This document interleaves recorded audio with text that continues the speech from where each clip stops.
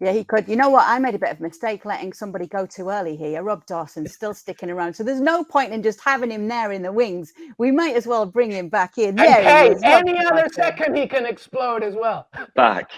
What is it they say? Two's company, three's a crowd. What's four? Four's a party, right? Four's a party. All right. So we've got some questions from the viewers. We're going to keep asking them. We'll put it to you then, Rob, first. Keys to stopping Mbappe again in the final. If we've seen in these last two games that there are ways to at least make him at least a little quieter than he would be in some games, what do you think those keys have been? Yeah, I mean, I think the key to stopping, if there is a way of stopping him, because I'm not really sure that there is an out-and-out way of stopping him, he's that good, that you have to get tight.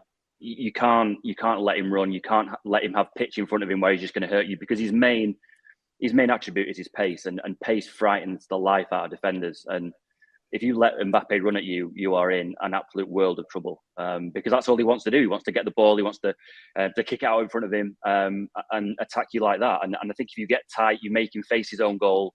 You make him pass it back into midfield. Then you've got half a chance. That the last thing you want to do as a defender is have Mbappe running in behind you, because once that happens, you're just not going to be able to stop him. Obviously, it's very easy for me to sit here and go, that's how you stop him. You've got to do this and got to do that. It's a completely different thing when you're on the pitch with him, because he is that quick and he's that good technically on the ball as well. But I think if to stand any chance of stopping him, you need to stop him running. Whether he can actually do that or not, and whether Argentina can do that on the day on Sunday is anyone's guess. But that would be my first point of call for the defenders. Stop him running, get him turning back inside, and make him lay the ball off, because you just don't want him anywhere near the ball, frankly. Yeah, you know what? We keep talking about attackers a lot. I think it's worth mentioning how some great performances from goalkeepers has gone throughout the tournament. Alex, let me throw this one to you, because here's another question from a viewer. Hugo Lloris, obviously such a leader for the French national team. Where would you rank him among goalkeepers right now, I guess, not just the World Cup? You're asking an Arsenal fan, by the way. Yeah, I was going to say. I know. I'm gonna you know what? As I was asking that, I was like, oh boy, what am I about to get? I'm not impartial on this subject. I think that really Lloris has been viewed generally as being a potential weak link for this France team. I don't think that's an unfair comment to make, even from my biased position. I think he's been seen as a goalkeeper who can be a little bit shaky, who does have the occasional kind of big mistake in him in big games. But I have to say, he's had a good tournament. I thought he was good again this evening, made one or two really good saves. And that big mistake hasn't arrived yet. Now, of course, there's one big game still to come. And he'll be hoping it doesn't come in the final. But yeah, I think he's had a good tournament, considering the fact that I wouldn't put him right there among the kind of the elite goalkeepers that some of the other teams in this tournament might be able to boast. I wonder if you've got a thought on that, Rob Dawson, on Hugo Lloris. I mean, I actually think that he's been underrated. I think when you talk about in the conversation of the world's great goalkeeper, you don't often hear his name mentioned. And I don't know whether that is because he's playing for Tottenham, who have been in and out of the Champions League and maybe haven't been challenging for trophies. But when you talk about fantastic goalkeepers, you don't often hear his name, which is incredible, really, because he's already a World Cup winner. He may win the World Cup again on Sunday, and I just think maybe that there are goalkeepers who, I mean, flash is the wrong word for a goalkeeper, but attract more attention. Maybe it is because he makes the odd mistake, but then which goalkeeper doesn't? I think it's quite strange, actually, that you could hear conversations about the world best goalkeepers, and Hugo Lloris would be nowhere near those conversations. But the bottom line is that he's playing for France, who are one of the best national teams in the world. They're already world champions. They're going to go and try and make it back-to-back World Cup wins. And he has always maintained his place. He's been very solid for him. I think he should be in that conversation, certainly. He's done more than enough in his career to be in that conversation with the world's best goalkeepers. Yeah, my only quick add to the Hugo Lloris conversation is that I feel because his weaknesses, right? His weaknesses are often more highlighted than his strengths. He's such a good shot stopper. He's very good commanding his back four, back three, whatever it is. He's, of course, a leader. And like Rob said, he's won so many things already. But his weaknesses, his delivery, his ball-to-ball, pass movement to his fullbacks is not as good as other players. And I think that people like to highlight that more. But I completely agree. He's one of the best goalkeepers out there and deserves full recognition.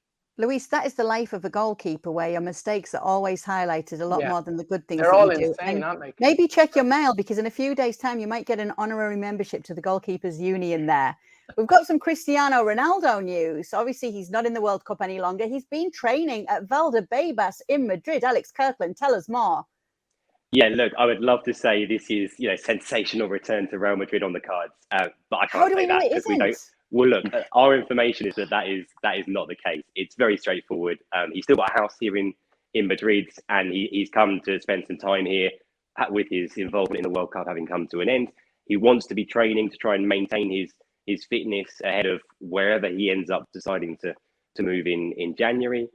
And he asked Real Madrid if he could go and use the facilities at Valdebebas, which of course are second to none. Now, his relationship with the club, it took a bit of a hit when he left in 2018. I think it's fair to say there was a little bit of bad blood there, but it's improved quite a bit since then. In the last couple of years, he's been spotted back at the Bernabeu for watching the odd game.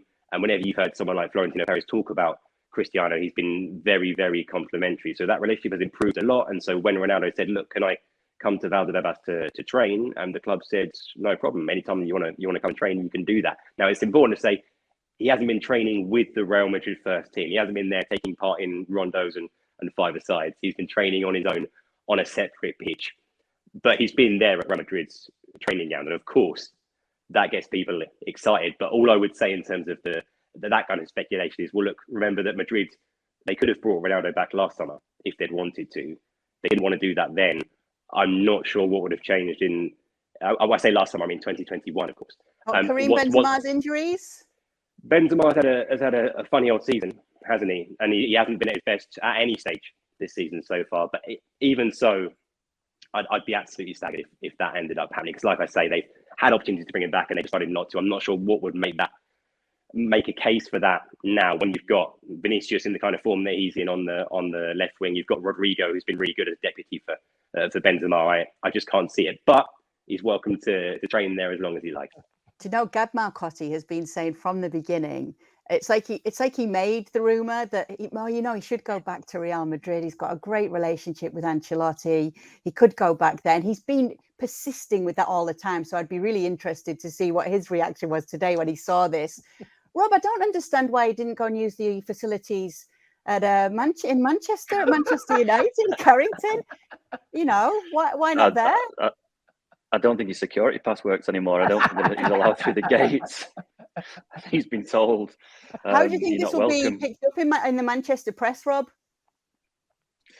Well, I mean, there'll obviously be a lot of speculation. The fact that he's there training, it's a very easy link to make, particularly when there's an injury to Benzema as well. And often we find in these situations where in the past where players have kind of turned up at clubs to use their facilities, next thing you know that there is a little bit more smoke, and then all of a sudden they've signed and they're on a short-term contract to the end of the season. It doesn't sound like that's the case this time, but I think it'd be lovely to see him stay in Europe, to be honest. I think we've heard all the speculation and talk about possibly joining a club in Saudi Arabia, that the money that's on offer there. I think a lot of people, whether you like Cristiano Ronaldo or not, or agree with the behaviour that he's demonstrated in the last few months, I think a lot of people would like to see such a great player remain in Europe for as long as possible, whether that's at Real Madrid or somewhere else.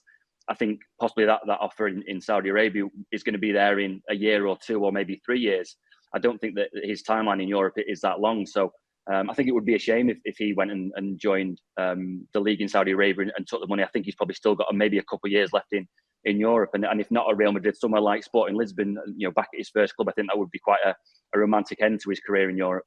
Yeah, I just want to tell everybody here at ESPN FC Daily that we have a little private chat here where we talk about who should jump in and stuff. And Kay has been like, feel free to say your point, LME. And I don't want to anymore. I don't want to talk about Ronaldo anymore. I don't want to get in trouble. I don't want to get yelled at. I said my piece. Good for him. He has a house everywhere. Madrid, Lisbon, Manchester, I don't know, Ibiza, Lima, I don't know, anywhere. So do your thing, Ronaldo. Good luck to you. He's going to go to Al-Nassr, surely. No, that's a big contract, Kay. Surely he's going to take the money and run.